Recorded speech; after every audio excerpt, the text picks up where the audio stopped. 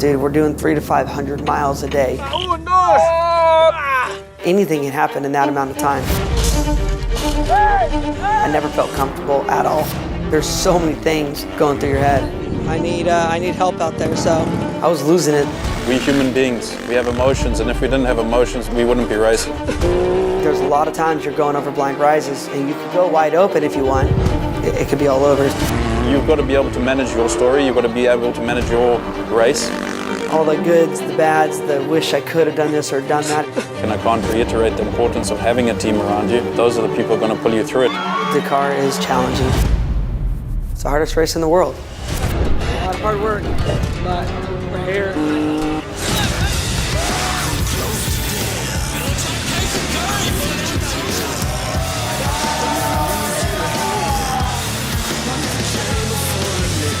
The whole thing has been an experience. Hi everybody, welcome to the American Hero Celebration. It's been a gnarly adventure since Dakar. Just everything going on, it's been crazy. And once again, thank you, Cameron, for hosting this amazing event. We thank you all. I'd say the hardest part on the whole experience was the pressure was on from the beginning. Man, it was just the most challenging racing mentally I've ever done. The pressure started building. 25.10 pitch. I mean, the high levels of stress that I was going through, it's tough, man. I've never been in that situation. Okay, day 2. Our special is 360 kilometers today. You know, just trying to stay focused and get the job done. I've always been sort of maybe a bit pessimistic when it comes to racing. We have a stage, we have an objective, we have a goal, and we have to basically execute on those points. These drivers and co-drivers are at the top of their game naturally. But if you're not mentally strong, the Dakar is just going to eat you up. Lack of sleep is probably the hardest thing anyone on the Dakar experiences. The heat's always going to be difficult, but you can adjust. But lack of sleep, it's dangerous. You've got to find a way to be resilient. Un poco dolorido. He hit into something, so he just stretched the ligaments a little bit. But it's definitely important to keep everybody in the best health for such a long race. Just for Dakar in general, like I would say the gnarliest thing is just being in places that we don't have in the United States. I don't care if you're in a trophy truck, a UTV, a quad motorcycle, no tracks, no nothing, of just crazy looking terrain and feeling terrain in the car. Dude, it's an epic day. Crazy mountain climb with rocks, lots of dust. So we ended up 3rd for the day, but crazy thing is we're leading Dakar Rally right now. So we are 1st overall in category. So let's keep pushing. I mean, I felt from day 1 that I had a chance to win. I felt confident the whole time. The car was working great. The Can-Am is running phenomenally. It's incredible how tough these machines are. So another day, and we're moving forward. Today is a good day. With Armand won the special. The feeling today was better. The team did a great job on the race car, and it just felt like everything was clicking. I think we lost a total of 12 minutes today, but overall the car's still working great. It looks like we're still sitting 3rd overall, only 3 or 4 minutes out of the overall. But man, we're gonna take it and we're gonna keep moving forward. It's been good so far. So this first half of the race has been great for us. We've put ourselves in a great position. Still a long way to go, and so this is kind of the point where the race kind of starts almost. You know, at the halfway mark is when it started going like, man, this is crazy. Like, we're doing everything we're supposed to do. The car's in great condition. It's like, we just got to keep focused. What happens in the race happens in the race. There are a lot of unknowns, but there were a lot of unknowns last year in Peru. It does leave a few butterflies in the stomach.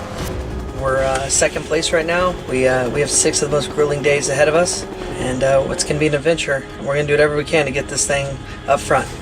I think Dakar is a chess game. I think you got to play the right moves. Trying to figure out what every other driver is going to do is tough. You know, the first day Ronaldo had the steering shaft break in his car and put him a couple hours down, and then Gerard had some tough days that put him down, you know, leading into the halfway mark. You know, as a team, we all went together, and then they were going to help support me. Just to have them around me in case of a problem, that they could be there to help, and to just be in the sand dunes together. And that's where your team supporting you around can keep you level and can sort of guide you. I absolutely think that it's a team sport, and it's very difficult to win alone. We are fighting for the victory, the team victory, so we are helping each other. We came in today as a team and it works. We had all 3 cars together all day. We pushed phenomenally hard. It all worked out, so I really just got to get up to the 2 teammates for today's stage. We just had a plan of what we were going to do as far as either waiting or catching me and then pushing from there. There's a reason all the big cars and all the big teams have multiple cars. You know, having Gerard and Borello, both those guys supporting us, like, you know, I'm very grateful for that. Okay, attitude, roll, 25, rate. Today our goal was go from Casey and show the lines in the dunes. And this place I don't see the dune cut. And then you see the result, no? Si no can tirar algún moment, tio. Gerard was leading me through the dunes and he was pushing hard to make it so, you know, the pace was fast in the sand dunes. Stop for 30, 45 seconds, make sure they're all good and healthy and no medical issues. And they gave us a thumbs up to just keep pushing. Gerard and Armand, they Dakar legends. You want to have that team gelling together. You want to have them be able to pick each other up. So that's for me very important. When you're representing USA in a place that somebody from America's never won, I had that pressure deep down inside. In the last half the race, those guys did a phenomenal job. I think it's amazing for that opportunity to get those guys to help. It's not over. This race is so grueling. Every mile there's something new, and we still got a long way to go. All right, day 10, start marathon stage. Everything is good, so we just got to keep pushing at this point. We're going to try to have a solid day, minimize mistakes, and let's get to the marathon stage. So Sean and I don't have to work on the car ourselves, get the thing back to the final stage. Good luck, boys. Camera down. I mean, I don't really believe in karma, but at that point, I for sure was going like, dude, somebody's going to jinx this, or I'm going to jinx myself, or, you know, I'm going to let myself down. No American's ever won it. I was losing it. Like, I was just way overthinking the race. We're going to start playing team strategy. I need help out there, so we're going to do whatever we can, man. 2 more days of this rally, and it's all over. Are you going to win? Are you going to lose? Is the car going to break? Are you going to get lost? Is Sean going to get us lost? Is something going to happen? Are we going to get hit by T4? Are we going to, you know, there's so many things going through your head.